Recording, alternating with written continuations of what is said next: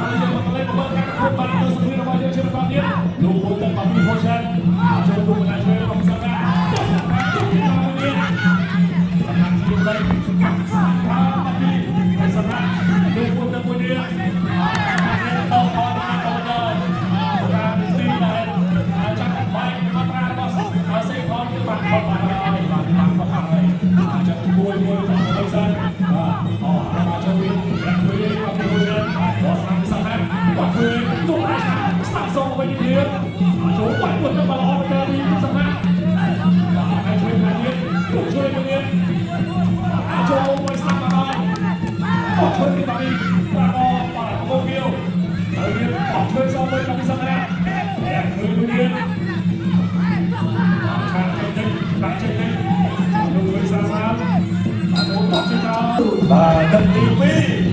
បាទចូលក្រហម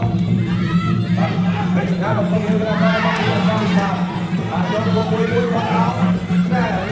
ទៅបាត់អត់អាកាំតៃឡបាទសកម្មផងបាយតាមតែទេខាងបាទទៅដល់មុខអ្នកទៅរៀនទៅតាមទៅតែអត់អាណាទៅចូលលឿន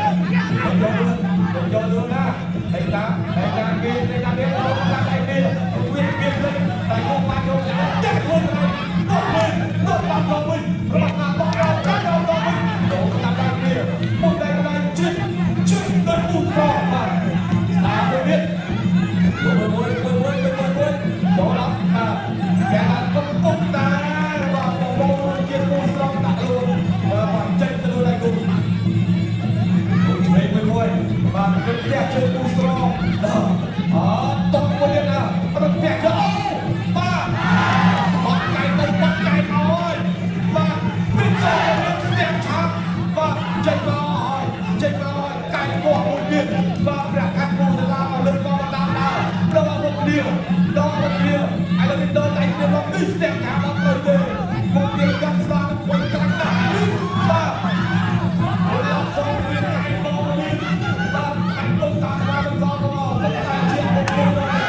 ព្រោះតែទៅដល់ពេលវិញក៏ទៅដល់មួយយ៉ាមួយទៅមួយស្ដាច់បាទអាយ៉ាកែទៅមួយទៅដល់ដៃវាខាងមួយយកតែតាមគាត់ជំនាញលោកជំនាញបាទអាយ៉ាកែអត់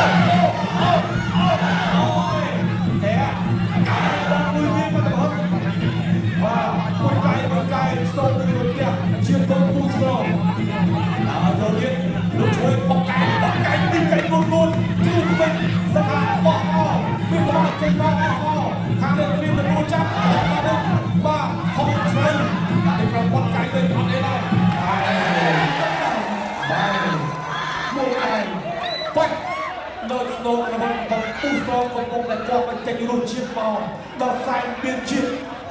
បាទលោកគ្រូបែបបាទជួបលោកថាតា Baterai terang Mongkoro